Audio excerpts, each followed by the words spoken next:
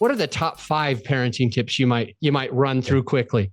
Well, that's good, Adam. Let me take it from this angle because I think this will cover it all. Okay.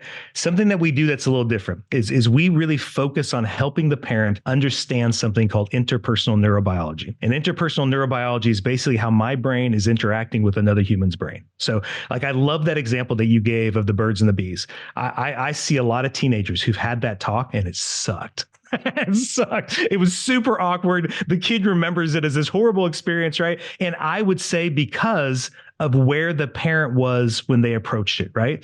That the connection wasn't where it needed to be, meaning the kid's like, oh, this is going to be weird. Dad's acting weird or mom's acting weird. And it got like when you're in the emotional part of your brain, instead of in your prefrontal cortex, where the prefrontal cortex is where your self-control is, your ability to be regulated and composed in that moment, you're able to really connect with another human. But when I'm in the limbic system, a lot of parents are coming from that emotional part of their brain thinking, this is going to be so weird. I hope the kid, oh my gosh, so important. I hope I don't say it the wrong way. And there's all this like thing. So the kid feels that weirdness, just like even like a pet would. Like a pet can feel when we're in an emotional state. Our kids can too. And so when we come, they're already feeling the awkwardness, the weirdness, the lack of confidence. Typically, lots of times the connection isn't great. So even these it's like, I haven't really spoken to you about anything serious in a long time. And now you want to talk about this and you're and like, this is crazy, right? So it's a lot of it is talking to the parent about understanding how to get this deeper connection with the kid,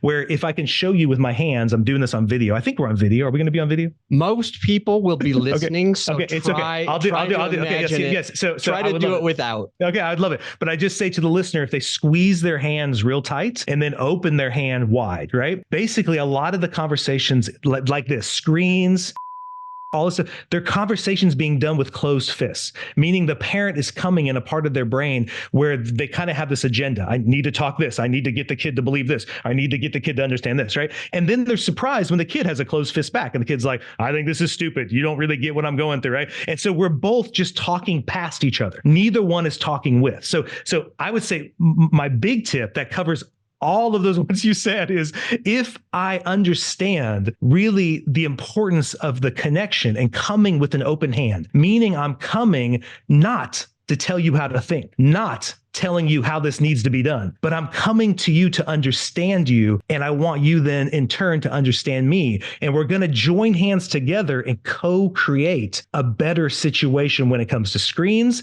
when it comes to sex, when it comes to curfew, when it comes to homework, whatever that thing is if I'm composed and I have a good connection with you. And once again, Adam, this works in marriage too. So if I'm coming to my wife and I've got the closed fist, I'm like, I'm so sick of her being on the phone so much. She's always on social media, looking TikTok, right? We're never having anymore. We're not like, if I come like that, she's going to feel judged and criticized and her hand's going to be closed too. And we're just going to be button heads. So we're just going to keep button heads. Instead, if I'm coming with an open hand, meaning I want to connect with you through this conflict. So I want to connect to you on the subject of phones. I want to connect.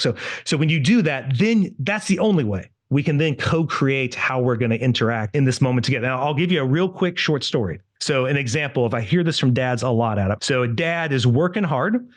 Dad is trying to provide for his family. And I know that I'm not excluding moms for this. I'm just saying this is a dad story in particular, but moms do this too. But the dad is saying to me, man, you know what? I'm trying to be different than my dad. My dad was always gone and I always wanted him around more. And I hear my kids tell my wife, they want me around more. So I'm going to be around more. But you know what happens, Kyle, when I'm around more? I'll be upstairs in my home office and I'll be like, I'm shutting it down at 5. I'm going to go down and spend time with the kids, right? And so he goes down to be with the kids and the kids are laughing with mom. They're making pizza and they're just enjoying it. He's like, oh, look at this. This is great. So he jumps in and he's going to help. He starts like cutting the pizza, helping out. And then his 4-year-old gets mad at him for cutting the pizza wrong. And then the 4-year-old starts hitting him. And then the dad's like, you won't hit me. And he starts yelling at the 4-year-old. And then the other kids are crying and saying, Dad, why are you doing this? It was better when you were not here. And the dad's like, Kyle, like, I wish I would have just stayed at work. I wish I wouldn't come home, And so then the dad misses the whole opportunity he had because he came with this idea of a closed fist. Like he came in like, this is how it's going to be. As long as I stop working more, it's going to be great. But the dad has never really taken time to learn the skills it takes to turn that moment into a positive. right? He's just thinking, I'm going to come down. The kids are going to like, Dad's home. Yay. And they're going to hug him and kiss him. He's here for pizza. Instead, it goes sideways, right? So that's really, I love to give dads, because I love their heart. So many dads and moms are trying to work less and they want to connect better with their kids. But then when they do it, it becomes a total total screw up, and the whole thing blows up in their face. Like, why did I even do that? And so when we equip them how in that moment to be conscious, to be intentional, to know what that kid is actually needing to say to you and wants to connect with you, that whole moment turns into a sweet, sweet moment.